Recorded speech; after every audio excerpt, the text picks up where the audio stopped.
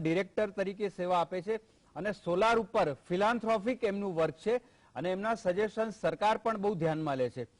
આપ સૌનું આ કાર્યક્રમમાં સ્વાગત છે. આશુતોષભાઈ, આપનાથી જ શરૂઆત કરીશું કે અત્યારે ભારતમાં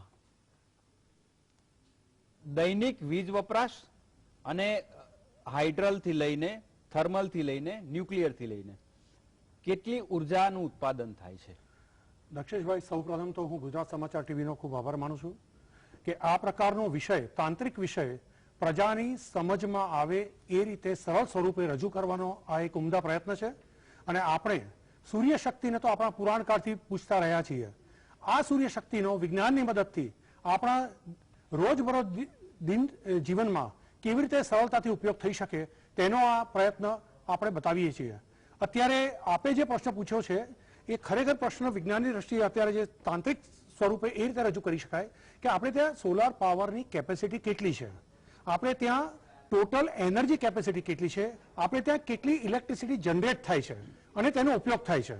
તો આના અમુક જે આંકડા, જે વિશ્વસનીય આંકડા છે, જે પબ્લિશ થયેલા આંકડા છે તે હું આપને જણાવી દઉં. આપણે ત્યાં ટોટલ 374 ગીગાવોટ, ગીગાવોટ એટલે દર્શકોની સમજ માટે આ યુનિટને હું એક સમજાવું. આપણા ઘરમાં 40 વોટની જે કે 18 વોટની જે લાઇટ્સ હોય છે તે 1000 વોટની જ્યારે એની ગણતરી કરવામાં આવે ત્યારે 1 કિલોવોટ બને છે. 1 કિલોવોટને 1000 સાથે ગુણવાથી 1 મેગાવોટ બને છે. 1 મેગાવોટને 1000 સાથે ગુણવાથી 1 ગીગાવોટ બને છે અને 1 ગીગાવોટને 1000 સાથે ગણવાથી ટેરાવોટ બને છે. આપણે અત્યાર સુધી આપણી ગણતરી છે મેઇનલી ગીગાવોટ સુધીની આપણી સામે રજૂ કરું છું. 374 ગીગાવોટ આપણું ટોટલ પાવર પ્રોડક્શન છે આપણા દેશમાં, એનર્જી પ્રોડક્શન છે. તેમાં આપણા જે થર્મલ જે પરંપરાગત સોર્સિસ છે તેના દ્વારા આપણે લગભગ 231 ગીગાવોટ જનરેટ કરીએ છીએ.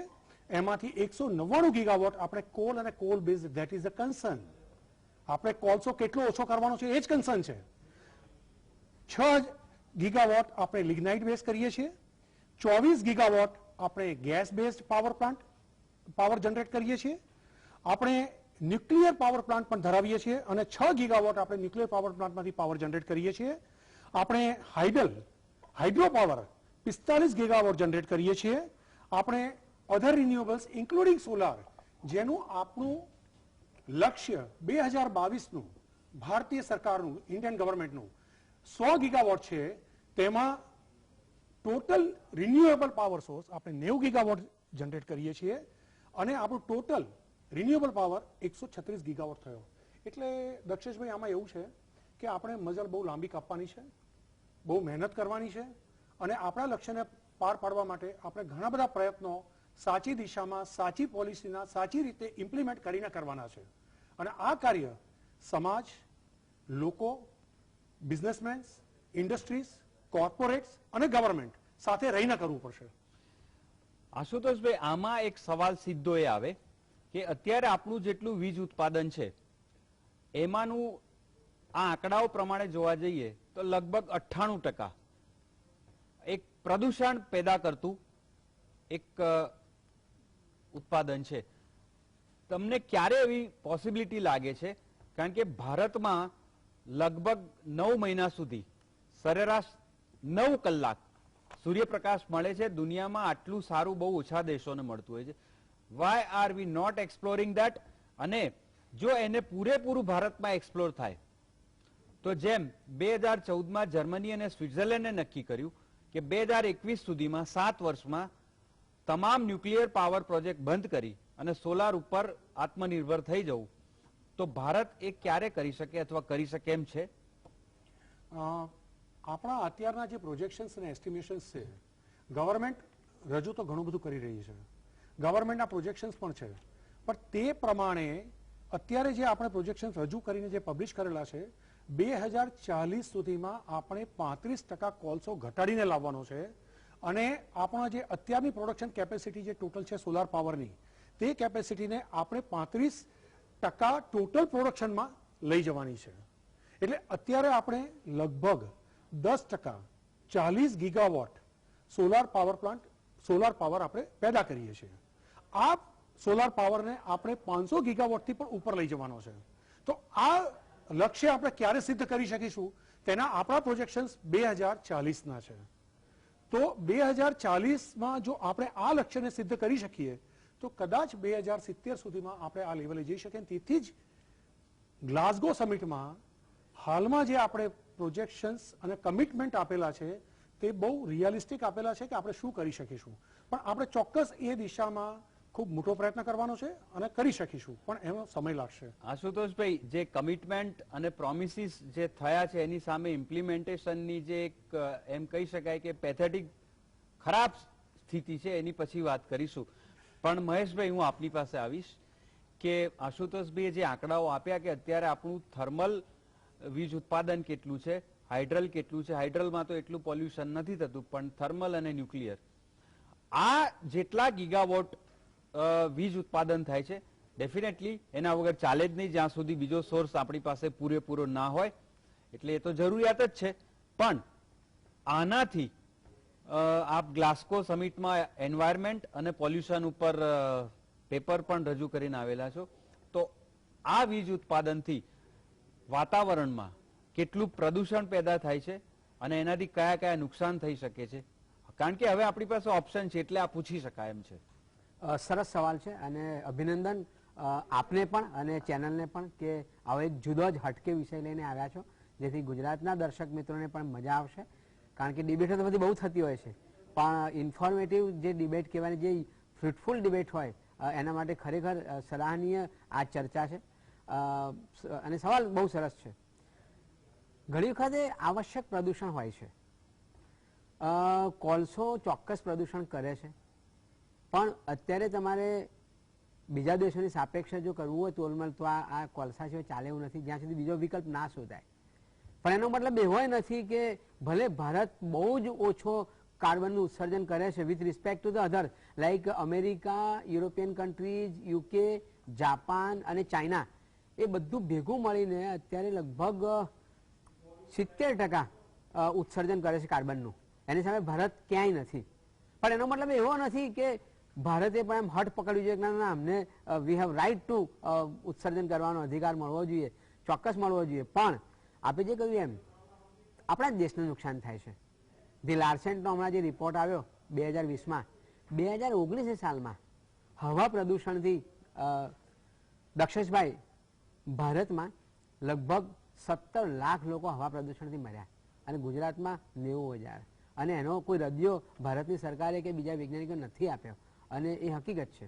એટલે આપણે ભલે ઉત્સર્જન નથી કરતા અથવા બહુ ઓછું કરીએ છીએ વિકાસ માટે, પણ તેમ છતાંય આ ભયજનક છે. એટલે આપણે જે શરૂઆતમાં પૂર્વ ભૂમિકા બાંધી કે આપણો જે દેશ છે એ ઇક્વોટેરિયલ સનબેલ્ટ ઓફ ધ અર્થ કહેવાય છે અને એની જોડે એ સૂર્યએ તાકાત આપી છે. સરસ આપણે પૂર્વ ભૂમિકામાં એક શ્લોકથી શરૂઆત કરી સૂર્યના, અને તાકાત આપણને ભારતે કુદરતી રીતે આપેલી છે. તો એનો મહત્તમ ઉપયોગ થવો જોઈએ. એટલે ભારતે ગ્લાસ્ગોમાં જે આશુતોષભાઈ વાત કરી એમ કમિટમેન્ટ આપ્યું કે 2070 સુધીમાં અમે નેટ ઝીરો લઈ જઈશું. નેટ ઝીરો એ ભ્રામક શબ્દ છે.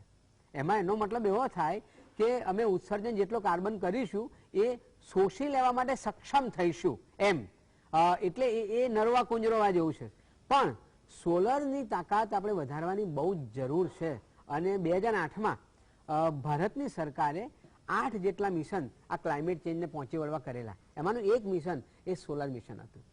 મહેશભાઈ, ફરીથી હું સવાલ એમાં થોડો એડ કરીશ કે ધારો કે આપણે સોલાર ઉપર સંપૂર્ણ જઈએ અને જેમ આશુતોષભાઈએ કહ્યું કે 2040 કે 2070 સુધીમાં જો સંપૂર્ણપણે એ આપણે હાંસલ કરી શકીએ, તો અત્યારે જે કાર્બનનું એમિશન છે, અન્ય પ્રકારના જે પાવર પ્રોજેક્ટ છે, એ કેટલા અંશે ઘટી શકે અને એનાથી એન્વાયરમેન્ટને, નવી પેઢીને આપણે શું આપીને જઈ રહ્યા છીએ, કેટલો ફરક પડે?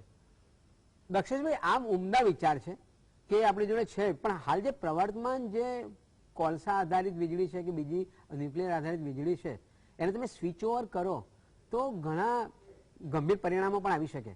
કારણ કે એસ્ટાબ્લિશ જે તંત્ર છે એને વિખેરવું, એટલે એને ફેઝ આઉટ કરવું ક્રમશઃ એ બહુ જરૂરી હોય છે. નહીં તો હું એમ કહું કે માનો કે તમે અત્યારે તાત્કાલિક ઉર્જા મળી પણ ગઈ આપણને સૂર્ય આધારિત, એક કલ્પના કરી લો, તો કોલસા આધારિત જે લોકો છે અને જો કામ કરી રહ્યા છે એનું શું થશે? એટલે આપણે બે દ્રષ્ટિથી વિચારવાનું છે. પ્રદૂષણ તો ખરું જ, ફોસાઇલ ફ્યુઅલની બહુ ભવિષ્ય નથી, એ ખલાસ પણ થઈ જવાનું છે, એ પણ હકીકત છે. પણ સાથે સાથે આ ફેઝ આઉટ કરતી વખતે જે આખી ઇન્ફ્રાસ્ટ્રક્ચર જે ગોઠવાયેલું છે એ કેવી રીતે એને બહાર લાવવું, એ સ્વિચ ઓવર કરવાની જે ટ્રાન્ઝેક્શન પીરિયડ છે એ પણ આપણે જોવો જોઈએ જોડે જોડે. એટલે પણ શક્ય છે, ઓફકોર્સ શક્ય છે. અને જે 2070ની વાત કરીએ એના કરતાં 2060 સુધીમાં થઈ શકે એમ છે. પણ એ કેવી રીતે થાય અને જરૂરી છે. પણ કમનસીબે એ જે 2008માં જે સોલર મિશન થયું એની ઉપર ગંભીરતાથી કામ નથી થયું. અને એ જ રીતે આપણે જે નેશનલ એક્શન પ્લાન બનાવ્યો અને જે પેરિસ એગ્રીમેન્ટમાં મૂક્યો, નેશનલ ડિટર્મિનેશન કન્ટ્રીબ્યુશન જે રિપોર્ટ મૂક્યો અને એમાં પણ આ બધી વાતો કરી છે. પણ હજુ એક બાજુ આપણે આયાત કરીએ છીએ કોલસો. આપણે એમ અત્યારે દાવો એવો કર્યો કે ભાઈ અમે એવું કમિટમેન્ટ એટલા માટે નથી કરતા, જે ફેઝ ડાઉન ને ફેઝ આઉટ શબ્દ હતો જે રમત, એ એમ કહ્યું કે ભાઈ અમારી જોડે ઉપલબ્ધ એટલું બધું ફોસાઇલ ફ્યુઅલ્સ છે કે અમે બહારથી લાવીશું અમે મોંઘા થઈશું અને અમારી આર્થિક સ્થિતિ બગડશે, એટલે અમારું માપમાં રેશનલ અમને વાપરવા દો. અને એટલા માટે ભારતે એક ટેક્સ સુધાર્યો અને ફેઝ આઉટની જગ્યાએ ફેઝ ડાઉન શબ્દ વપરાયો.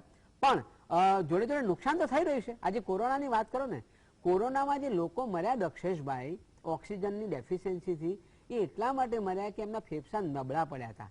અને ફેફસા નબળા કેમ પડ્યા કે હવાનું પ્રદૂષણ હતું. અને હવાનું પ્રદૂષણ કેમ હતું? એ આ કોલસો, આ ઉત્સર્જન, એ જીએચજીના ગેસ હોય કે બીજા ગેસ હોય. એટલે જોડે જોડે આપણે જ્યારે જીડીપીની વાત કરીએ છીએ $5 ટ્રિલિયન અમેરિકન ડોલરની, પણ જોડે જોડે આ પણ આરોગ્યની પણ આપણે ચિંતા તો કરવી પડે. એટલે એ બંને ચિંતાની સાથે, એટલે આરોગ્યની પણ ચિંતા કરવાની છે આપણે, આર્થિકની પણ ચિંતા કરવાની છે, બેકારીની પણ ચિંતા કરવાની છે, એની વચ્ચે રસ્તો કાઢવાનો છે. એટલે ચેલેન્જીસ બહુ જ છે. કહેવું સરળ છે, ઓફકોર્સ સરકારને આપણે ગાળો બી બોલીએ, પણ એનું માળખું જે ગોઠવવું છે એ થોડું અઘરું તો છે, પણ અશક્ય નથી. અને એમાં પોલિટિકલ વિલ હોય, એક્ઝિક્યુટિવ વિલ હોય, અને જો પેલું 5 કેટલાક લોકોને જ જો ફાયદો કરાવવાની ગણતરી હોય અને ચૂંટણીના જ નજરમાં લક્ષ્યમાં રાખવાના હોય તો કદાચ વધારે ટફ બને. એટલે લોકોના મનમાં પ્રશ્ન એ જ ઉઠે છે કે કોલસાની વાત તમે કરી, હમણાં 1 મહિના પહેલાનો સિનેરિયો આપણે કહીએ કે કોલસાની અછત જેન્યુઇન છે, ઊભી કરવામાં આવી છે કે યુનિટના ભાવ વધારવાનો ખેલ છે, સીધે સીધું આપણે કહીએ છીએ. લોકોના મનમાં એ પ્રશ્ન ઉઠે જ છે. તમે આનો બહુ તમે સરસ પ્રશ્ન પૂછ્યો. એકચ્યુઅલી હું આપણા પર્યાવરણવિદ મિત્રનો જવાબ જ આપી રહ્યો હતો. એમણે બહુ સારો પોઈન્ટ ઊભો કર્યો છે. આપણે જે માળખું એમણે જે કહ્યું કે આખું માળખું જે અત્યારે ઇન્ફ્રાસ્ટ્રક્ચર ગોઠવાય, અત્યારે 50 ગીગાવોટ સોલાર પાવર, અત્યારે 50 ગીગાવોટ આપણો જે કન્વેન્શનલ પાવર છે, આપણો ટ્રેડિશનલ પાવર આપણે જે જનરેટ કરીએ છીએ કોલ બેઝડ, એ પાવર પ્લાન્ટ અત્યારે બંધ કરવાની આપણી બિલકુલ તૈયારીમાં છીએ, કરી શકીએ એમ છીએ, પણ ઇમિડિયેટલી આપણે નિર્ણય લઈ નથી રહ્યા. અને આ સમય કદાચ 2 વર્ષ, 5 વર્ષ, 7 વર્ષ શા માટે ખેંચાશે? કદાચ એમણે જે વાત કરી કે આ માળખું વિખેરાતા કોને નુકસાન જશે, શું પ્રશ્નો ઊભા થશે, લેબરના પ્રશ્નો ઊભા થશે. દાખલા કે GUVNL અત્યારે તમે એનું ઓવરઓલ જે રેટિંગ છે એ કદાચ ચેક કરવું પડે, પણ 1 મેગાવોટે 11 થી 12 સ્ટાફ મેમ્બર્સ છે, જ્યારે નોર્મલ ઇન્ડિયા લેવલે એ રેટિંગ 1 ગીગાવોટે 1 મેગાવોટે 4 થી 5 માણસનું છે. તો આ લોડ કોણ બેર કરી રહ્યું છે અત્યારે? આ મુદ્દો નંબર 1.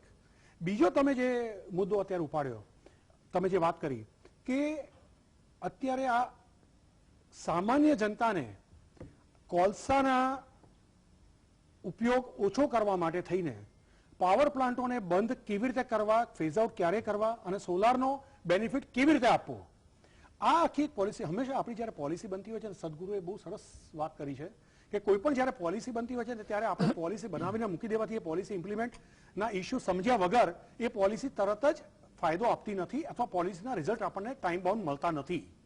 એની સાથે લોકોને ઇમોશનલી બાઉન્ડ કરવા પડે છે, લોકોને જોડવા પડે છે. હવે જ્યારે આપણે પોલિસીઓ બનાવીએ છીએ, આપણે સોલારની પોલિસી, આપણે 3 પોલિસી પહેલા આવી ગઈ, 4થી પોલિસી હમણાં જનરેટ 2009માં આપણે ગુજરાત નંબર 1 હતું ત્યારે આપણે પોલિસી લાવ્યા હતા ગુજરાતની. અત્યારે 2021ની છેલ્લી પોલિસી આવી. હવે આ લોકોને જ્યારે આપણે કોલ બેઝ પાવર પ્લાન્ટો બંધ કરીને પોલ્યુશનમાંથી મુક્ત કરવા છે, તો આપણે કયા સ્ટેપ લેવા જરૂરી છે, આપણે કેવી રીતે આગળ લઈ જઈશું? તો આ બધા પ્રશ્નો ઘણા ઉપસ્થિત થાય છે.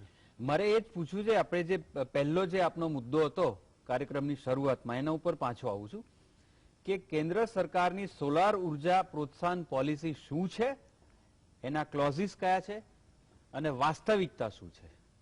મહેશભાઈ.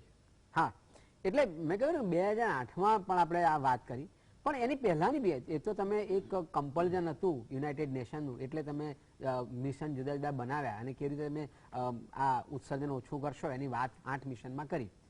પણ એ પહેલા પણ ભારત એ ઘણી રીતે આગળ હતું. જેમ કે તમે સબસિડી આપતા હતા, ખાદી કમિશન દ્વારા આપતા હતા, આપણા જુદા જુદા વિભાગો દ્વારા આપતા હતા, તમે સોલર કુકરથી આપતા હતા, તમે ફાનસોની આપતા હતા. એ બધી એની પહેલ જ હતી. એટલે જે આશુતોષભાઈ વાત કરી કે ભાઈ લોકોમાં પણ જાગૃતિ આવવી જોઈએ, અને લોકોએ, મને ખબર છે કે આજથી 80-90ના દાયકામાં પણ સોલર કુકર વસાવ્યા હતા અને સરસ ચાલતા હતા. કમનસીબે હવે અત્યારે જયારે વધારે જરૂર પડી ત્યારે સરકારે એ સબસિડીઓ બંધ કરી છે.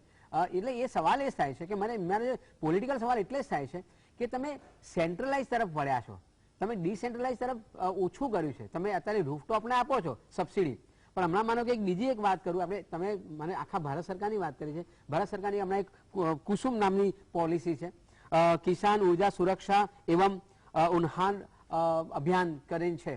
એમાં ખેડૂતો પોતાનું જે પાણી ખેંચવાનું હોય ઇરિગેશનનું પોતાના ખેતરમાં, એના માટે જે સોલર પંપ મૂકે છે એમાં 60% જેટલી સબસિડી એ ભારત સરકાર આપશે.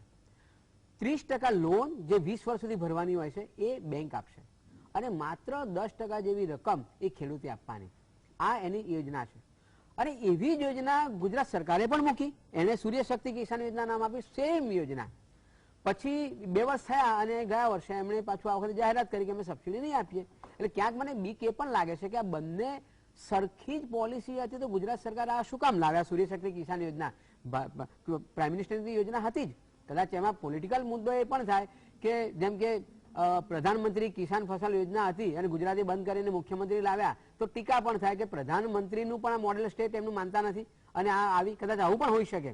પણ એ સિવાય બી એ તમારે નાના લોકોને વધારે મદદ કરવાની છે. આજે સોલર કુકરની સબસિડી બંધ કરી છે, ચાલુ કરો કે લોકો હવે તૈયાર થયા છે, લોકોની સંવેદના જાગી છે. ખેતરોમાં કામ કરતા ખેડૂતોને આજે બેટરી લઈને જવું પડે છે, એના કરતાં જે ફાનસ લઈ જાય સોલરની અને એને સરકાર સબસિડી આપે. ઇવન ઘરોમાં જ્યાં વીજળી નથી પહોંચી એવા ઘરોમાં પણ તમે માનો કે થાંભલો ના બનાવો સોલરનો, ચાલો કદાચ ફિઝિબલ ના હોય, ઇકોનોમિકલી ના પોસાતું હોય, પણ આવા સોલરની ફાનસો તમે આપો તો પણ એક બહુ સરસ. મને એક ઉદાહરણ આપવાનું મન થાય કે આપણા ત્યાં જાફરાબાદથી નજીક એક સિયાલબેટ ગામ છે, ટાપુ.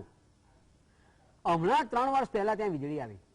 હવે સરકારને કેમ એ સૂચતું નહોતું કે ભાઈ જ્યાં સુધી ગ્રીડ ના આવે, થાંભલો ના મુકાય, ત્યાં તમે સૂર્યના થાંભલા મૂકી શક્યા હોત અને વીજળી આપી શક્યા હોત, અથવા તો ઘરે ઘરે કરી શક્યા હોત.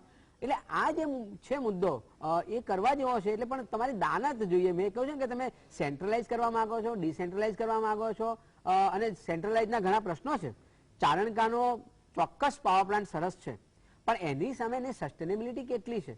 કેટલી જમીનમાં ગયો, કેટલા તળાવો તમારે તોડવા પડ્યા, કેટલા ખેતરો તમારે લેવા પડ્યા, અને એ તમારે એ જયારે વાત કરો છો સસ્ટેનેબિલિટીની, તો પછી તમારા તો આ જે વિકાસની સામે બીજું નુકસાન થાય છે એ પણ થાય છે. એટલે એ જે ડિસેન્ટ્રલાઇઝની વાત છે, આજે ગુજરાતમાં હું કહું તો ગુજરાતમાં ગામે ગામ વીજળી ચોક્કસ પહોંચી છે, પણ લગભગ 7 લાખ કુટુંબોની જોડે વીજ જોડાણ નથી. તો તમે કેમ સરકાર એવી પોલિસી ના બનાવે કે ભાઈ એમને થાંભલો આપીને વીજળી આપો ને, અથવા આપીને કરો ને, તો સોલરનું પણ કામ વધશે અને સરળ થશે. એટલે માત્ર તમારે ટાર્ગેટ પૂરો કરવો છે, યુનાઇટેડ નેશનમાં રિપોર્ટ મૂકવો છે, એટલા માટે આ કરો છો કે ખરેખર તમારું નિસ્બત છે કે લોકોને વીજળી મળવી જોઈએ. It is a justice, it is a justice, અને that is why they have right to get a electricity. આ છે કે નહીં એ પણ એક જોવાની જરૂર છે. તમારે બહુ નાના હું હમણાં ઘણા વખતથી યુરોપના દેશોમાં જઉં છું તો હોટલમાં નથી રોકાતો અને લોકોના ઘરની મહેમાનગતિ કરું છું, એટલે એની કલ્ચર બી જાણવા મળે. યુરોપના દેશોમાં મોટાભાગે તમે એમના બગીચાઓમાં જે રાત્રે બેસતા હોય તો એ ફાનસો સોલરથી ચલાવે છે. હવે ત્યાં તો એક્સેસ વીજળી છે, જર્મની જેવા દેશમાં પણ આ પ્રયોગ છે. તો જે સાહેબે જે વાત કરી કે ભાઈ આ લોકોની પણ એક લાગણી એની સાથે જોડાવી જોઈએ, એક મુવમેન્ટ થવી જોઈએ, અને તો જ થશે કે સોલરથી તમે આ કરવાનું ચાલુ કરશો. તમે અમદાવાદમાં પણ શું કામ તમે એવી ના આપો ફાનસો કે ઘણી વખતે લાઇટ ના વાપરે ને એ ફાનસ વાપરે, તો ફાનસની કિંમત ઓછી થવાની અને એ વાપરે તો વીજળી વપરાશ પણ ઘટશે. પણ જો તમારે વ્યવસાય કરવો હોય અને તમારે કોર્પોરેટ સેક્ટરને આપી દેવું હોય સબસિડી આપીને, મોટી સબસિડી આપીને અને પછી એ મોંઘા ભાવે વીજળી સરકારને વેચે અને અલ્ટિમેટલી પ્રજા પર બોજ આવે, એ જો સોલર થતું હોય એટલે આફતને અવસરમાં ફેરવી નાખવાની વાતમાં કેટલાક લોકોને જ ફાયદો થતો હોય તો એ ઠીક નથી. પણ મહેશભાઈ, થોડુંક અત્યારે એ નથી થઈ રહ્યું? જી, આપણે અત્યારે સોલર પાવર 38 જેટલા ઓર્ગેનાઇઝેશનમાંથી 15 રૂપિયે અને 23 જેટલા ઓર્ગેનાઇઝેશન પાસેથી આપણે લગભગ 9 રૂપિયા 13 પૈસાથી લઈને 13 રૂપિયા 50 પૈસા સુધીનો અત્યારે સોલાર પાવર લઈ રહ્યા છીએ અત્યારે સ્ટેટ ગવર્મેન્ટ. કારણ કે જે ટેકનોલોજીના જે ચેન્જીસ છે, 13 રૂપિયા યુનિટ ના 13 રૂપિયા યુનિટ અત્યારે ચાલે જ છે. કારણ કે એના એગ્રીમેન્ટ ઓલરેડી થઈ ચૂકેલા છે. જે તે સમયે એ પ્રમાણે કેપિટલ ઇન્વેસ્ટમેન્ટ પ્રાઇવેટ પાર્ટીઓએ ઓલરેડી કરી ચૂકેલી છે. એટલે ટેકનોલોજી અપગ્રેડેશન સાથે તમારું ઇકોનોમિક ચેન્જીસ જે આવવાના છે તેના પ્રોજેક્શન્સ આપણે કદાચ એ કેટલા લેવલે સમજી શક્યા હતા. અને એને લીધે અત્યારે મારા ને તમારા ટેક્સના પૈસા અત્યારે આ મોંઘા પાવર પરચેઝમાં જઈ રહ્યા છે. એ પ્રશ્નનો જવાબ કોણ આપશે? બીજું, હમણાં તમે સબસિડીની વાત કરી. સબસિડી માટે પણ બહુ ઇમ્પોર્ટન્ટ પ્રશ્ન છે કે હમણાં ઇન્સ્ટિટ્યુશન, સ્કૂલ્સ અને આ બધા જે ઓર્ગેનાઇઝેશન્સ માટે જે સબસિડી હતી એ સબસિડી, કેપિટલ સબસિડી, એ બહાના હેઠળ બંધ કરી દેવાય કે સોલાર પાવર પેનલના પ્રાઇસ જે છે એ લગભગ 70,000 થી લઈને 40,000 સુધી નીચે આવી ગયા છે. પરંતુ તમે જીએસટી 5% થી લઈને 12% કર્યો. તમારી બેઝિક જે કોસ્ટ છે, તમારું તાંબુ એટલે કોપર અને ફેરસ, એની પ્રાઇસો વધી ગઈ. તમારી કેબલની પ્રાઇસ 20% વધી ગઈ. તમારા ઇન્વર્ટરની પ્રાઇસ 5% વધી ગઈ. તો આ બધું થઈને અત્યારે તમને 1 કિલોવોટનો સોલાર પ્લાન્ટ લગભગ 26% થી 28% તમારો મોંઘો થયો. તો એની તમે જે સબસિડી બંધ કરી તો લોકો કેવી રીતે તમારા સોલાર પ્લાન્ટ લેવા માટે પ્રેરાશે? એક્ઝેક્ટલી. હાજી, આ જ વાત છે. મિત્રો, સૂરજ અને સૂરજના કિરણોની માલિકી કોની? કોઈની નહીં. તો એના ઉપર ટેક્સ એનો. અને જો તમારે એન્કરેજ કરવા હોય તો બેવડા માપદંડ શેના? આ હિપોક્રસી શેની? જો તમારે એન્વાયરમેન્ટ સુધારવું છે, કાર્બન એમિશન ઘટાડવું છે, સોલાર ઉપર જવું છે, તો સૌથી અગત્યની વાત એક સામાન્ય માણસ માટે એ જ છે કે 1 યુનિટ એને 1.5-2 રૂપિયે પડે અને એન્વાયરમેન્ટ સુધરે. આ સિમ્પલ વાત છે. મિત્રો, આ વિશે હજી વધારે વાત કરીશું એ પહેલા લઈએ એક નાનકડો બ્રેક. બેક મિત્રો, બ્રેક પહેલા આપણે વાત કરતા હતા સરકારની કહેવાતી પ્રોત્સાહન પોલિસી અને વાસ્તવિકતા. આશુતોષભાઈ, આપ એમાં કહી રહ્યા હતા, એમાં હું સહેજ સવાલમાં ઉમેરો કરું કે એક તો મોટી મોટી વાતો છે કે સોલાર ઉપર જવું છે, બીજી બાજુ કે જાત જાતની વીજ કંપનીઓ ભારતમાં સબસિડી આપવામાં, મંજૂર કરવામાં જે ટાઈમ લગાડે છે, જે દિવસો લગાડે છે, જે વાંધા કાઢે છે, 10 કિલોવોટથી ઉપરનું તમારું મંજૂર નહીં કરીએ. હવે કોઈની પાસે જગ્યા છે, પોતાનું મકાન છે અને એની કેપેસિટી છે કે એ લાવી શકે, ઉપરથી એ તો એન્વાયરમેન્ટ માટે સારું કરે છે, તો તમને વાંધો શું છે? દક્ષેશભાઈ, બહુ યોગ્ય પોઈન્ટ તમે મૂક્યો છે. આ પોઈન્ટની માટે જાગૃતતા બહુ જરૂરી છે. કારણ કે પોલિસી રૂફટોપ સોલાર પ્લાન્ટ માટે કોઈ પ્રકારની લિમિટ જણાવતી નથી. હું આમાં એક એડ પોલિસીમાં બહુ ક્લેરિટી છે. ના, હું આમાં એક એડ કરું કે એક બાજુ વડાપ્રધાન નરેન્દ્ર મોદીનું મિશન અને વિઝન છે કે કચ્છમાં દુનિયાનો સૌથી મોટો સોલાર પાવર પ્લાન્ટ નાખી અને આત્મનિર્ભર થવું. That's A good objective. બીજી બાજુ નીચેના લોકો, સામાન્ય માણસને રૂફટોપ ઉપર નાખવું હોય તો એમાં જે લિંગરિંગ થાય છે, જે વાર થાય છે, 10 કિલોવોટથી ઉપર તમને મંજૂર નહીં કરીએ, તો આ કોન્ટ્રાડિક્શન તો ઉપર ખબર નથી. એટલે આમાં આ પ્રશ્નને બહુ ઇનડેપ્થ સમજવો પડે એવો છે દક્ષેશભાઈ. આમાં કેવું હોય છે, જ્યારે પોલિસી બની જતી હોય છે ત્યારે એ પોલિસીના ઇમ્પ્લિમેન્ટેશન લેવલનું જે માળખું છે એ માળખાને કેટલા લેવલે સુદ્રઢ કરવામાં આવ્યું છે એ એક બહુ મોટો પ્રશ્ન છે. આમાં આ પ્રશ્નની અંદર આપણે એક સંસ્થા છે જેડા, એની સાથે છે જીઈઆરસી, એની સાથે ડિસ્કોમ્સ, આ બધી સંસ્થાઓ જોડાયેલી છે. આ બધાની સાથે જ્યારે સોલાર પાવર પ્લાન્ટ તમે જ્યારે ઊભો કરો છો ત્યારે તમારા થર્મલ પાવર પ્લાન્ટ અને ટ્રેડિશનલ પાવર પ્લાન્ટથી તમારા ઘરમાં જે પાવર આવે છે એ પાવરની સાથે તમારા સોલાર પાવરનું કલ્મિનેશન થાય છે.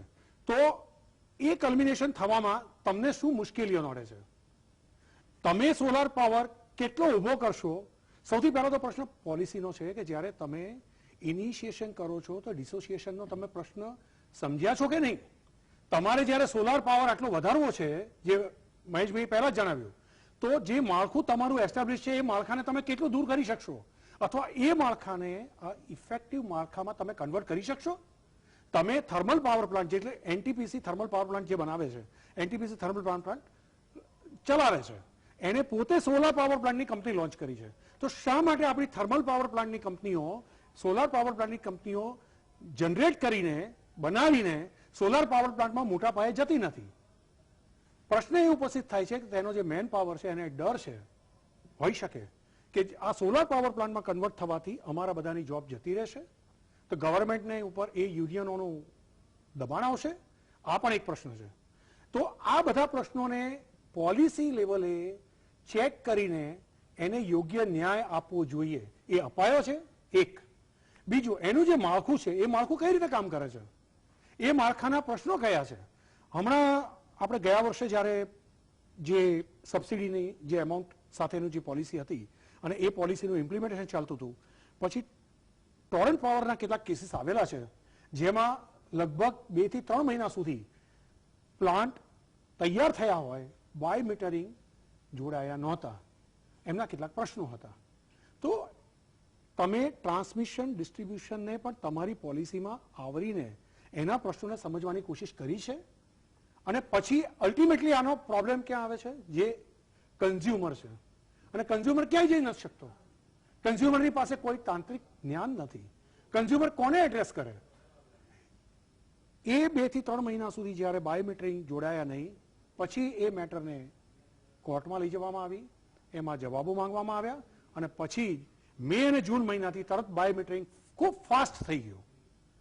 એનો અર્થ એ કે કન્ઝ્યુમરે પોતાનો દરેક ન્યાય મેળવવા માટે કોર્ટના દ્વાર ખખડાવવા પડે.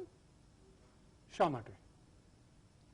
બીજું, મહેશભાઈ જી, ગુજરાતમાં પ્રાઇવેટ પાર્ટીને સોલાર પાવર પ્લાન્ટ નાખવા માટે જે સબસિડી અગાઉ મંજૂર થયેલી, કેટલાય લોકોએ ખર્ચા કરી નાખેલા, જમીન લઈને પ્લાન્ટ નાખી દીધેલા, અને બધું એટલો ખર્ચો કર્યા પછી અચાનક આખી પોલિસી ફેરવી નાખી કે હવે નહીં મળે. આવું કેમ? એ મેં એટલે આ કહ્યું કોઈ કે રમત છે? રમત જ છે. જેમ તમે શરૂઆતમાં કહ્યું કે કોલસાની અછત જેવું ઊભું કરવું અને પછી ભાવ વધારો કરી દેવો, આ એક રમત છે. કેટલાક એની આ નાની રમત નથી. આજે 4 મેગાવોટ એટલે 4 કરોડનો ખર્ચો હોય તો એને આશા ખર્ચો કર્યો હોય લોન લઈને કે 1.5 કરોડ રૂપિયા આવશે. હા, એક્ઝેક્ટલી.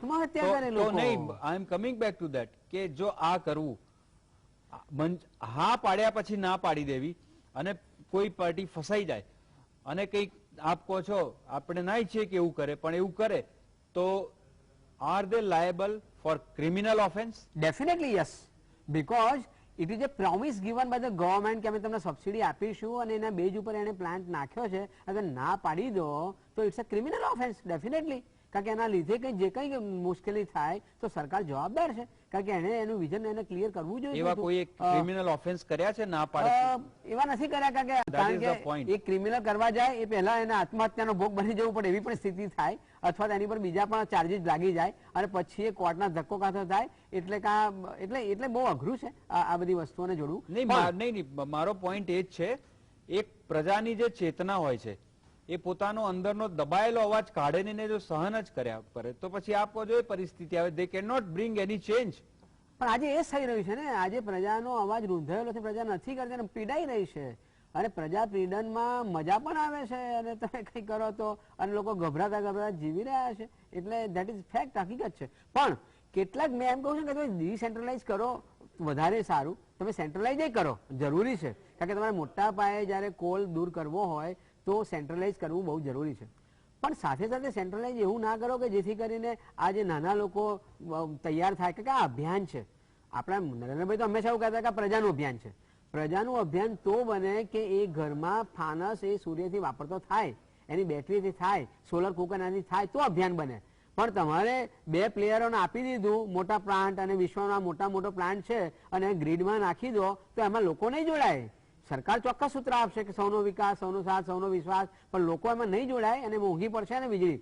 લોકોને જોડવા હોય તો તમારે આ કરવું પડે. અને બધાને, અને એટલું બહુ સરળ છે કે જો યુરોપના લોકો ફાનસ વાપરતા હોય સૂર્યની શક્તિથી, તો તો તમે કેમ ના કરી શકો? અને પછી તમે ચાઇનાથી લાવો છો, તમે કેમ એવા સ્ટાર્ટઅપ ઇન્ડિયાની વાત કરો છો, તો સ્ટાર્ટઅપ ઇન્ડિયામાં એવા સ્કિલ કેમ તૈયાર નથી કરતા કે ગામે ગામ જ્યાં વીજળી નથી પહોંચી ત્યાં સ્ટ્રીટ લાઇટ, ગાંધીનગર જેવી જગ્યાએ પણ સ્ટ્રીટ લાઇટના થાંભલા નથી ચાલતા. દેટ ઇઝ કમનસીબી. તમે નાખી તો દીધા પણ પછી એના મિકેનિક નથી મળતા, મેન્ટેનન્સના પ્રોબ્લેમ થયા છે, એટલે એ બધા મુશ્કેલીઓ છે તમારી. બાકી ગામડાઓમાં મોટાભાગની પંચાયતો આજે ફિનાન્શિયલી મુશ્કેલીમાં હોય છે.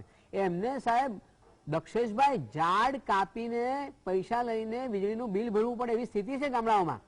ત્યાં જો તમે આવી સોલર સ્ટ્રીટ તમે બનાવો અને એનો મેન્ટેનન્સ વાળો માણસ ગામને જ મૂકો ને, તમે ગામના લોકોને તમે સ્કિલ ઇન્ડિયામાં તૈયાર કરો, સ્ટાર્ટઅપ ઇન્ડિયામાં તૈયાર કરો અને મનરેગામાં એને ખર્ચ પાડો કે મનરેગામાં જોબ કાર્ડ તમે આપો તો એ ગામની સ્ટ્રીટ લાઇટ ચાલશે. પણ આમાં સરકારી દાનત જોઈએ, એક્ઝિક્યુટિવ દાનત જોઈએ અને પોલિટિકલ વિલ જોઈએ. પણ મારે જો 4-5 પ્લેયરોને જ આપી દેવાની એ વસ્તુ અને મોટું જ બતાવવાનું હોય કે વિશ્વમાં અમે પહેલા, તો પછી એ આપણે જે દાવો કરીએ છીએ એ નહીં થાય. પણ આજે હું તો જસ્ટિસનો સવાલ માનું છું કે જેટલા લોકોના ઘરમાં વીજળી નથી પહોંચી તો આપણે સરપ્લસની વાતો કરીએ છીએ તો આપણને શરમ તો આવવી જોઈએ. કારણ કે અમદાવાદમાં લગભગ જેટલી પણ મોટાભાગની ઝૂંપડપટ્ટીઓ છે ત્યાં વીજળી નથી પહોંચી તો ત્યાં આપણે સોલર ના આપી શકીએ? તમારું મિશન કરો છો તો માત્ર આપણા આંકડાઓ જ બતાવે છે, ટાર્ગેટ જ હાંસલ કરવા છે. તમે કેમ જસ્ટિસની વાત નથી કરતા? It is a matter of the rights, is a matter of the justice. તમારે એવા લોકોને તમે સોલરની આપો ને, ફાનસો આપો, ત્યાં થાંભલા મૂકો. આજે કેટલીય ઝૂંપડપટ્ટીઓ તમે બતાવો કે જ્યાં લાઇટો નથી અને પછી એમ કહેવામાં આવે છે અને મધ્યમ વર્ગને તો એ રીતે ભડકાવવામાં આવે છે આ લોકો ઇનલીગલ છે. અરે ભાઈ, under the right to life article 21 એ સરકારની જવાબદારી થઈ જાય કે મને જીવવાનો, સારી રીતે જીવવાનો અધિકાર આપે. સુપ્રીમ કોર્ટે એથી આગળ જઈને કહ્યું દક્ષેશભાઈ, સ્વમાન ભેર જીવવાનો અધિકાર આપે. એટલે એ લોકો ગરીબીમાં જન્મ્યા, એમનો એમ કે પાપ નથી કર્યું એમણે. એટલે રાજ્ય સરકારની કે કેન્દ્ર સરકારોની એ જવાબદારીમાં આવે કે એવા લોકોને બેઝિક ફેસિલિટી આપે. તો આ સૂર્ય શક્તિ આપણે આટલી વાત કરીએ છીએ ને આટલો મોટો સૂર્ય આપણને મળ્યો છે તો પછી એનો ઉપયોગ કરીને એવા લોકોને કેમ આપણે વીજળી નથી આપતા? ઉત્સર્જનની વાતો બાજુ ઉપર રહી, હું તો માત્ર રાઇટ્સની વાત કરું તો ઇઝી છે તો તમે એ કરવું જોઈએ તમારે, પણ એ નથી થતું. દર્શક મિત્રો, ડોક્ટર કેતન શુક્લા આપણી સાથે સ્વીડનથી જોડાયા છે. કેતનભાઈ, આપનું સ્વાગત છે. અને સીધો જ આપને એક સવાલ પૂછીશ, એક પોલિટિકલ વિલ વિશે. આપનો આટલો અભ્યાસ છે કે 2014માં મેં સ્વિટ્ઝરલેન્ડમાં ત્યાંના સોલાર એક્સપર્ટ્સનો ઇન્ટરવ્યુ કર્યો હતો. ત્યારે એ લોકોએ પોલિટિકલ વિલની વાત કરી હતી કે અત્યારે અમારા જેટલા ન્યુક્લિયર પાવર પ્રોજેક્ટ છે સ્વિટ્ઝરલેન્ડ અને જર્મની, એ 2021 સુધીમાં સંપૂર્ણ શટડાઉન કરી અને સોલાર ઉપર આત્મનિર્ભર થવાનું અમારું ટાર્ગેટ છે અને ઓલમોસ્ટ દે હેવ રીચ. ફ્રાન્સે ના પાડી દીધી હતી. તો ભારતમાં એ કેમ ધીમું ચાલી રહ્યું છે? તમે જે કહ્યું ને, એમાં ફ્રાન્સમાં 80% જે એનર્જી પ્રોડક્શન છે એ ન્યુક્લિયર છે, એટલે ફ્રાન્સમાં પોસિબલ નથી. જર્મનીમાં હું બીએનફિલ ગયો તે 2014માં બંધ કર્યો પણ હજુ એ લોકોએ ચાલુ રાખ્યું છે. મેં થોડું ડિસ્કશન સાંભળ્યું. આમાં પ્રોબ્લેમ એ છે કે આપણે જે વાતો કરીએ છીએ 2070, એટલે we are the last country, we are the third largest producer of the carbon પર થર્ડ લાર્જેસ્ટ. અમેરિકાનું 15.7 છે, ચાઇનાનું 8.3 છે અને આપણું 1.3 છે. આપણું પોપ્યુલેશન વધારે છે. હવે આપણું 60% છે ફોસિલ ફ્યુઅલમાંથી એનર્જી જનરેશન છે. એટલે આપણે જે હમણાં મેં થોડું સાંભળ્યા પ્રમાણે કે power plant, call thermal power plant આપણે હમણાં બંધ કરી જ ના શકીએ. એટલે એ કરતા કરતા આપણે બીજા 30 થી 40 વર્ષ લાગે. એ તમે જે કહ્યું પોલિટિકલ વિલ, તો 2010માં હું જીઆરસીમાં તો આપણે આજે સોલારની પહેલી પોલિસી શરૂ થઈ ત્યારે we were having 70% generation of solar in India. અત્યારે કર્ણાટકમાં 6 મેગાવોટ છે, આપણે 4 છે. તો સોલારમાં જે એડવાન્ટેજીસ છે, સોલાર જનરેશન 50% પહોંચે તો એને માટે બી બીજા 30 વર્ષ લાગે. હવે આ પોલિસીની અંદર જે હમણાં જે થોડી ઘણી વાત થઈ, તેમાં પહેલા જે પ્રોજેક્ટમાં 10 રૂપિયા ટેરિફ આપી હતી એ પછી ઘટાડી નાખી. સોલાર પંપની બી વાત થઈ હતી અમારે 2013માં. Solar pump is very good, પણ આ બધી જે અમુક પોલિસી છે એ બધી પોલિસીમાં ફ્લિપફ્લોપ થાય છે. દાખલા તરીકે આ સ્મોલ સેક્ટર એમએસએમઈમાં હમણાં એક નવી પોલિસી આવી હતી કે 3000 મેગાવોટ માટે આપ્યું હતું, પછી પાછું એને પાછું ખેંચ્યું. તો સોલારમાં પ્રોબ્લેમ એ છે કે સોલાર માટે ઇન્ડિયાની જે છે આપણે ટોટલ કેપેસિટી એ ઘણી સારી છે અને એના જે પણ જે આપણે જે રૂપટોપ દાખલા તરીકે છે કે 40 મેગાવોટ, પણ અત્યારે 2.4 મેગાવોટ છે, તો એક વર્ષમાં બીજા 36 મેગાવોટ કેવી રીતે આવે? એટલે પોલિસી ડિસિઝન, પોલિટિકલ વિલ સાથે સાથે એક વિઝન હોવી જોઈએ. અત્યારે જે 2010 થી અત્યાર સુધીમાં આપણે જોયું એક one sun one world one ગ્રીડની જે પોલિસી કરવાની વાતો કરી છે અને પ્રાઇમ મિનિસ્ટરે કહ્યું છે કે 500 ગીગાવોટ જનરેટ થશે અને 2022માં 175 ગીગાવોટ જનરેટ થશે. ઇન્ડિયામાં સોલાર માટે ઘણી સારું છે, પણ સૌથી પહેલો મોટામાં મોટો પાયાનો પ્રોબ્લેમ છે પોલિસી. રિન્યુએબલ એનર્જી સર્ટિફિકેટ છે હમણાં કંઈક 2 વર્ષથી બંધ થઈ ગયા હતા, 1 મહિનાથી ચાલુ થયા છે. 2010માં અમે 11માં તૈયાર થઈ ગયો, હવે કદાચ પાર્લામેન્ટમાં 21માં વિન્ટરમાં આવશે.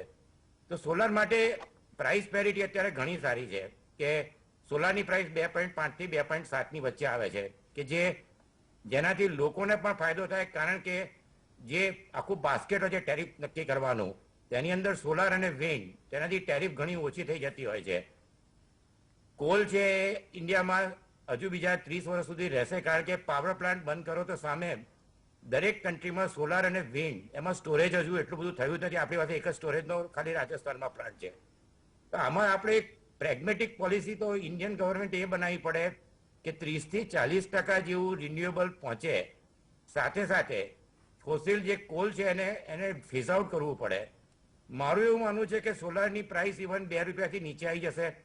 સ્કેડ્યુલિંગ હવે પોસિબલ છે અને આરપીઓ, ગુજરાતનું આરપીઓ 17% છે, જે ઘણું સારું છે. પણ 1 પાર્ક કે 2 પાર્ક એનાથી મને નથી, એટલે દુનિયામાં પોસિબલ નથી કે આપણે સોલાર માટે એક આખી લોંગ ટર્મ પોલિસી બનાવીને સોલાર ક્યાં ક્યાં વપરાઈ શકે. આમાં એક વસ્તુ એ છે કે આ કુકર ને બધું છે એ બધું 1 ગીગાવોટે ના થઈ શકે.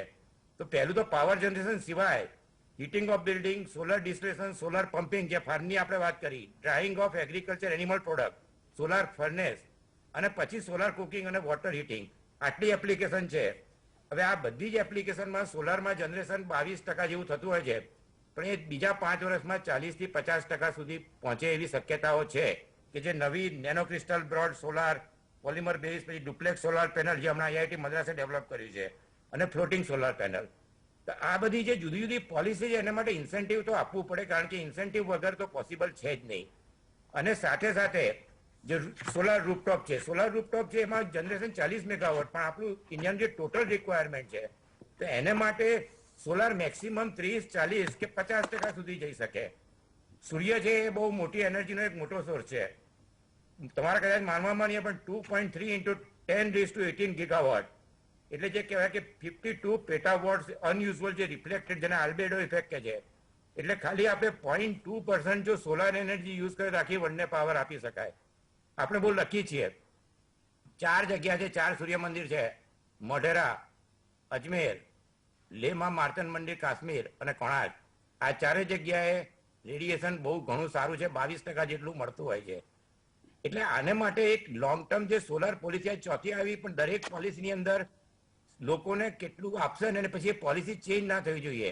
જેમણે આપણે પેનલમાં એક કહ્યું, મેં બરાબર મારે સંભળાતું નહોતું, પણ કે એમાં સુપ્રીમ કોર્ટે કશું કરતી નથી. અને એમાં આગળ આમાં એક બહુ મોટી પ્રોબ્લેમ એ થતો હોય છે કે લોકોએ જ્યારે કર્યું ત્યારે અમે પહેલા 10 રૂપિયા આપ્યા હતા. ઇવન કેનાલ પ્રોજેક્ટ જે કર્યો એમાં 18 રૂપિયા પર યુનિટ હતું. પણ જેમ જેમ ઓછું થતું જાય તો જ્યારે શરૂઆત કરી હોય એ લોકોની આપણે પોલિસી બેકવર્ડ ચેન્જ ના કરી શકીએ. બીજી એક વખતની વસ્તુ એ છે કે જે લોકો ધ્યાનમાં નથી લાવતા, સોલાર પોલિસીનો સૌથી વધારે ફાયદો ચાઇનાને થયો છે, કારણ કે આપણે ત્યાં સોલાર પેનલ મેન્યુફેક્ચરિંગ છે જ નહીં, જેને કારણે નહીવત જેવું છે. એટલે 90% ઇમ્પોર્ટ થાય છે, એમાં 80% ચાઇનાથી ઇમ્પોર્ટ થાય છે. એટલે સૌથી પહેલા તો એટલે આ તો 10 વર્ષની વાત થાય છે. મેં 10 એક સેમિનાર કર્યા છે 2010 થી 15માં. મેન્યુફેક્ચરિંગ કેપેસિટી ઇન્ડિયાએ વધારવી પડે, એને માટે પોલિસી લાવવી પડે.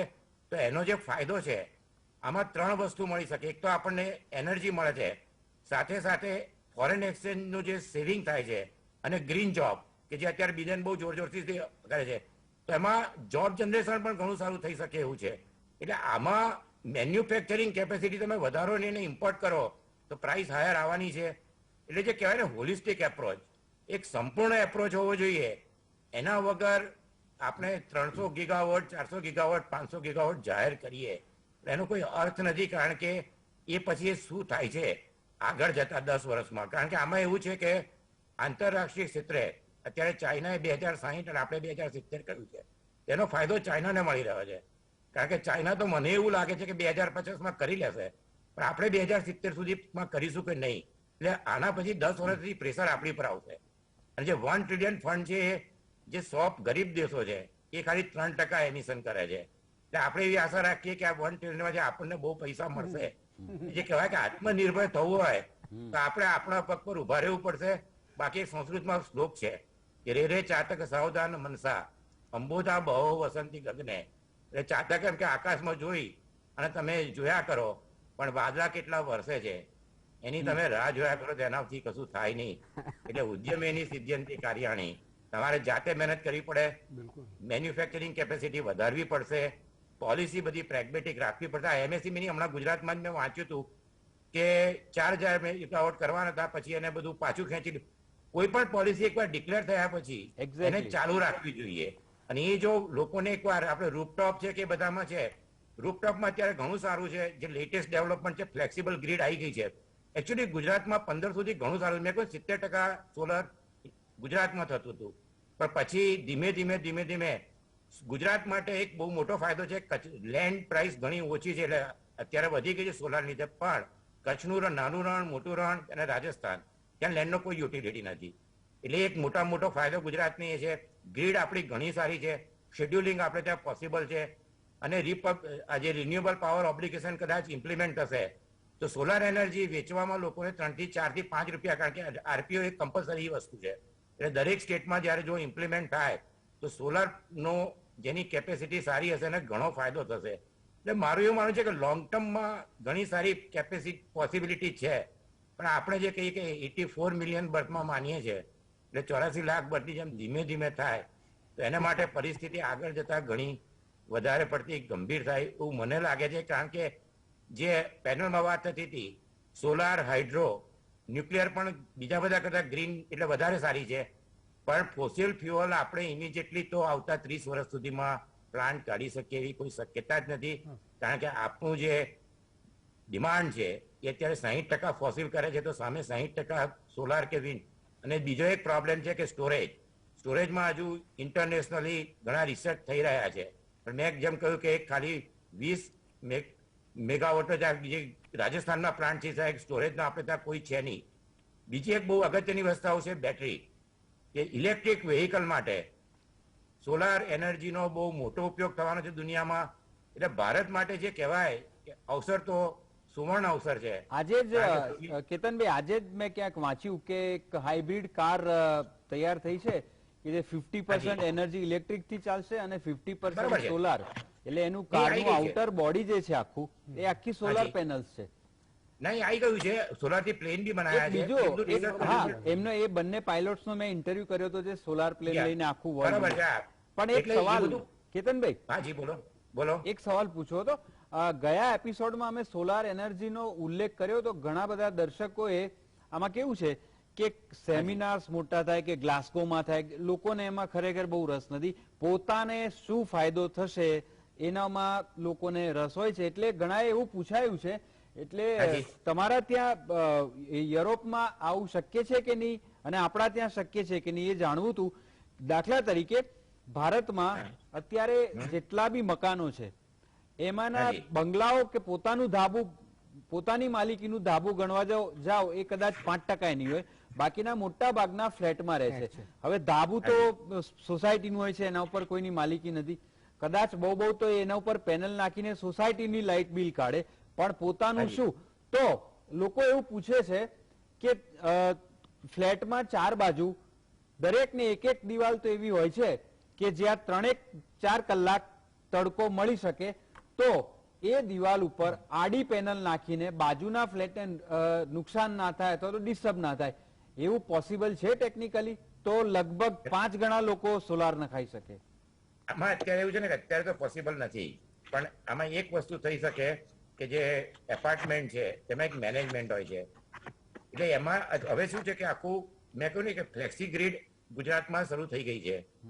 એટલે દિવાલો ઉપર તો શક્ય નથી, પણ આગળ જતા જે કહેવાય કે 50% સુધી પહોંચશે તો ફ્લેટના જે ધાબા ઉપરથી જ થઈ શકે. કારણ કે બીજા બધામાં હજુ એટલું બધું ડેવલપમેન્ટ થયું નથી અને મને લાગે છે કે થવાનામાં હજુ વર્ષો લાગશે.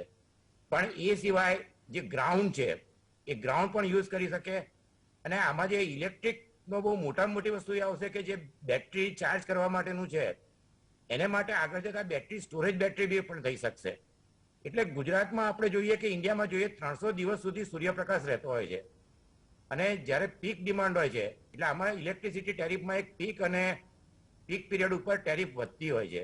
તો પીક આપણું જે જનરેશન છે એ યુરોપ કરતા ડિફરન્ટ છે કે જ્યારે આપણે જરૂરત હોય છે પીક પીરિયડમાં ત્યારે સોલર જનરેશન થશે. જ્યારે યુરોપમાં ને એ બધામાં એ લોકોએ સ્ટેન્ડ બાય રાખવું પડે છે કારણ કે એ લોકોમાં એમને જરૂરત હોય છે શિયાળામાં અને ત્યારે એ લોકોને તડકો હોતો નથી. એટલે આમ જોવા જઈએ તો એ વસ્તુ તમે જે પૂછી એ પોસિબલ નથી પણ શક્ય બધું જ છે કારણ કે આગળ જતા હવે જે ક્રિસ્ટલાઇન અને નેનો ક્રિસ્ટલથી બનાવે છે એ પેનલો ઇન્સ્ટોલ કરવી કદાચ ઇઝી પડે તો આવતા 3 થી 4 વર્ષમાં પોસિબલ છે. એનું અને એ કારણ વસ્તુ ઘણી સારી છે કે થોડું હાજી. ફ્લેક્સિબલ થાય અને એટલીસ્ટ એને 2 kV ની પેનલો પણ નાખી શકે તો પોતાને જે 2 રૂપિયે જે વીજળી પોતાના એકદમ. પ્રોડક્શન થી પડે છે શા માટે સરકારી કર કે ફ્યુઅલ સરચાર્જ નો રાક્ષસી ચાર્જ ભરીને 8 રૂપિયા યુનિટ ના આપે? એ યુનિટના ભાવ વધી ગયા છે હમણાં કારણ કે તમે જે કોલસાનું કહ્યું તો એ હા. કોલસામાં બી મારું એવું માનવું છે કે 4 દિવસનો કોલસો હોય તો અત્યારથી મુવાફો થઈ ગયો હતો પણ કોલસામાં અત્યારે એવું છે કે ડબલ પ્રાઇસ થઈ ગઈ છે ઇમ્પોર્ટની. હવે આપણે જયારે ટેરિફ બનાવતા હોઈએ છે ને ત્યારે એવું હોય છે કે ટ્રિપલ FPA હોય છે એટલે એ લોકો જે ભાવ આપે એ ભાવ હમણાં તમારા પર ના લાગે પણ 6 મહિના પછી તમારે ટેરિફમાં ભરવો પડે. આવવાનું છે. અને આ જે વસ્તુ છે એ મેં 5 વર્ષમાં હું જયારે પહેલી વાર મેં જોઈન કર્યું ત્યારે પહેલા 2010માં બંને સાયકલમાં મેં ભાવ 10-10 પૈસા ઘટાડ્યો હતો. એટલે એમાં એવું છે કે આ બધી વસ્તુઓ જે છે નાની એમાં ગ્રાહકોને તો કેટલી ખબર પડે છે અને ગ્રાહકો કેટલા જાગૃત છે એના ઉપર જ આ બધી વસ્તુઓ જે કહેવાય બહુ ઇમ્પોર્ટન્ટ છે. કન્ઝ્યુમર ફોરમ ને એ બધું હવે અત્યારે કેવું છે ખબર નહીં પણ અમારા કરતા કન્ઝ્યુમર ફોરમ બહુ લાઇવલી હતી. અમે ઇવન કોલસાની એસમાં બી 400 કરોડ રૂપિયા બધાની પાસેથી પાછા આવ્યા હતા. એટલે આમાં એવું છે કે આ ટેરિફમાં જો કોલસામાં ડબલ ભાવે ઇમ્પોર્ટ કરવાની પ્રાઇસ આવે તો મને લાગે છે કે ટેરિફ 8 ને બદલે 10 થી 12 રૂપિયા થઈ જશે. હમણાં નહીં થાય તો. એ આવે એટલે છે. કેતનભાઈ આમાં થોડું ઇનપુટ્સ આપું. કેતનભાઈ બહુ સુંદર ઇનપુટ્સ આપ્યા છે અને આપણને બધાને ખૂબ ઉપયોગી થશે. હવે પરિસ્થિતિ એવી છે કે આપણે રિસન્ટલી જે call prices relate viz power crunch આ જે ફેઝ આપણે ફેસ કર્યો હમણાં સપ્ટેમ્બર એન્ડ ઓક્ટોબરમાં એમાં આખો પ્રશ્ન એવો હતો કે ઇન્ડોનેશિયન જે કોલ છે એ 8,000 રૂપીસ પર મેટ્રિક ટન થી 12,500 રૂપીસ પર મેટ્રિક ટન પહોંચી ગયો. આ 200 પરિસ્થિતિ અઢીસો એવી ટકા ઊભી વધારે. થઈ ગુજરાતમાં આપણા 14,000 મેગાવોટ આપણે જે થર્મલ પાવર પ્લાન્ટમાં આપણે કોલ બેઝ થર્મલ પાવર પ્લાન્ટમાં જે વીજળી જનરેટ કરીએ છીએ તેમાં 4,000 મેગાવોટ આપણા અદાણી ટાટા અને એસઆર એના પાવર પ્લાન્ટમાં આપણે નહીં. જનરેટ કરીએ છીએ. નહીં 4,000 મેગાવોટ ટાટાના છે 4,000 મેગાવોટ અદાણીના છે 2,000 મેગાવોટ ટાટા છે અને 1,000 એસઆર અને એમાં છે. એટલે નહીં બંને સુપર પાવર છે. હાજી મેગા પાવર સ્ટેશન હાજી. હા એ 4 ના છે બરોબર છે હા, તમારે એસઆર ના છે એટલે એટલે એ- 9,000 હા એટલે કેતનભાઈ એવું પરિસ્થિતિ એવી ઊભી થઈ કે આ પાવર પ્લાન્ટ તો વાયબલ રહ્યા જ નહીં આ કોલ પ્રાઇસ ઉપર. એટલે ગવર્મેન્ટે છેલ્લે પાવર એક્શનમાં જવું જોઈએ. જે પાવર પ્લસ સ્ટેટ છે એ પાવર ડેફિશિયન્ટ સ્ટેટ થઈ ગયું અને ડેલી રોજનું લગભગ 150 કરોડનો પાવર એક્સચેન્જમાંથી આપણે પાવર યુનિટ પરચેસ કર્યા. હવે આમાં આ એવું છે આખી સ્થિતિ જે ઊભી થઈ આ હા. સ્થિતિ માટે આપણી આ સોલાર પાવરની પોલિસીનો જે ડિલે છે એ જ જવાબદાર નથી. નહીં, આપણે આમાં કેટલા એવું છે વખત ને. સુધી રાહ જોઈશું અને આવી પરિસ્થિતિનો સામનો કરતા રહીશું? નહીં તમારી વાત બરાબર છે પણ આમાં એવું હોય છે કે એક તો 2 વસ્તુ હવે 3 વસ્તુ થઈ છે. એક તો સ્ટાન્ડર્ડ રૂલ છે કે 45 દિવસનો કોલસો દરેક કંપનીએ રાખવો જોઈએ. હવે એ કંપની પાસે 45 નો કોલસો છે કે નહીં ધારો કે 30 દિવસનો કોલસો નહીં કે મારી પાસે 4 દિવસનો છે તો 26 દિવસના કોલસાનો જે ભાવ આવે ઇમ્પોર્ટનો એ પછી ટેરિફમાં જવાનો. બીજી વસ્તુ તમે જ્યારે પાવર એક્સચેન્જમાંથી ખરીદો ત્યારે જે ટેરિફ મેં જે કહ્યું કે બાસ્કેટ હોય છે એટલે વિન્ડ અને સોલાર તો એ 2 રૂપિયા 2.5 રૂપિયા 3 રૂપિયા રીતે પડતું હોય પણ પાવર એક્સચેન્જમાં તમે 12 રૂપિયા ખરીદો એ 12 રૂપિયામાં એ લોકોએ જે 12 રૂપિયા પડશે એ આ સાયકલ નહીં તો આવતી સાયકલ નહીં તો એની પછીની સાયકલમાં ગ્રાહકોને ભરવા પડશે. સાહેબ અને કે એની છે અંદર- જાન્યુઆરીમાં જ આવી જશે આની ઇફેક્ટ જ્યારે આપણને આપણે 15 રૂપિયા પાવર પરચેસ કર્યો. આ તો એ 15 રૂપિયા તમારે હમણાં નહીં આપો તો 6 મહિના પછી આપશો કારણ કે ઘણી વાર એવું કરતું ટેરિફ વધારવી ના હોય એ એની પછીની સાયકલમાં પણ એ પૈસા તો આપવા પડશે.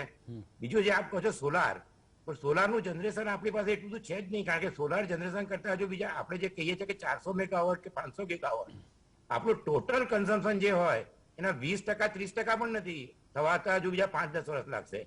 એટલે સોલારમાં ગ્રાહકોને ફાયદો થાય કે જે આપણે કહ્યું કે રૂફટોપ, તેમાં જે ગ્રાહકો જે છે કે અથવા રૂફટોપમાં હવે એવું છે કે આખી સોસાયટીમાં ભેગું હોય તો ફ્લેક્સીમીટરમાં એ પણ થઈ શકે એવું છે.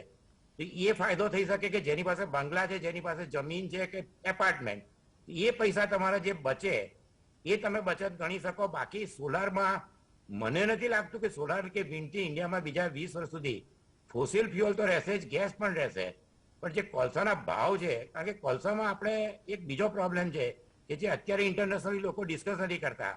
એક હમણાં નવો એક એમેન્ડમેન્ટ આવ્યો છે કે જે એશ કોલને જે વોશ કરતા હતા એ કાઢી નાખ્યું છે, અને આપણા કોલની એશ કન્ટેન્ટ 40% છે કે which is a most pollute in the world. એટલે આ બધી જે વસ્તુઓ છે ને, આ બધી વસ્તુઓનું જે કહેવાય કે ડિસ્કશન થતું નથી.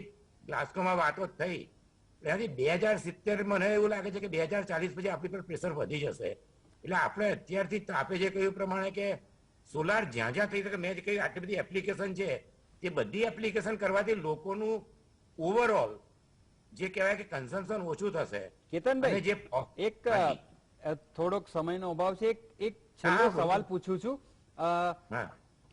અત્યારે જે સોલાર પેનલ બને છે એ સિલિકોન બેઝ છે, અને રુથિનિયમ બેઝ જે પેનલ બનવાની છે એનાથી અત્યાર કરતા 10 ગણો પાવર જનરેટ થશે, અને એ ઘરની અંદર પણ ઇનડિરેક્ટ લાઇટમાં પણ એ ક્યારે વાયેબલ થશે? આમાં એવું છે કે જે લેટેસ્ટ ડેવલપમેન્ટ છે એમાં નેનો ક્રિસ્ટલ બેઝ સોલાર આવી ગઈ છે, અને ઇન્ડિયામાં હવે મારા ખ્યાલથી વપરાવાનો વધારો થયો છે. પણ બાકી બધી છે ને એ બધા રિસર્ચ બેઝ છે. એટલે એ બધી રિસર્ચ બેઝ છે ને એના પર આપણે કહેવાય કે 3 વર્ષ થાય, 4 વર્ષ થાય, બ્રેક થ્રુ ક્યારે આવે છે. પણ જે નેનો ક્રિસ્ટલ છે એટલે આપે છે કોઈ 10 ગણું, એટલે એમાં મેક્સિમમ પ્રોડક્શન જે આપણું છે અત્યારે 22%, એને બદલે 50%, એટલે ડબલ સોલાર પ્રોડક્શન થશે. એનાથી વધારે થવાનો ચાન્સીસ બહુ ઓછા છે હમણાં. કેતનભાઈ, આટલી ટેકનિકલ અને બહુ ડિટેલમાં જાણકારી આપવા બદલ આપનો ખૂબ ખૂબ આભાર.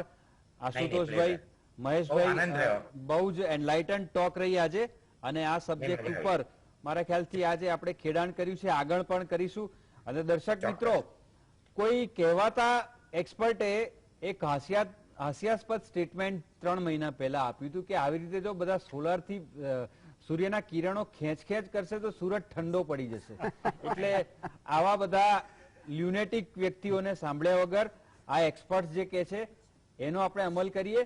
Late us be self dependent on solar power and make the earth sustainable.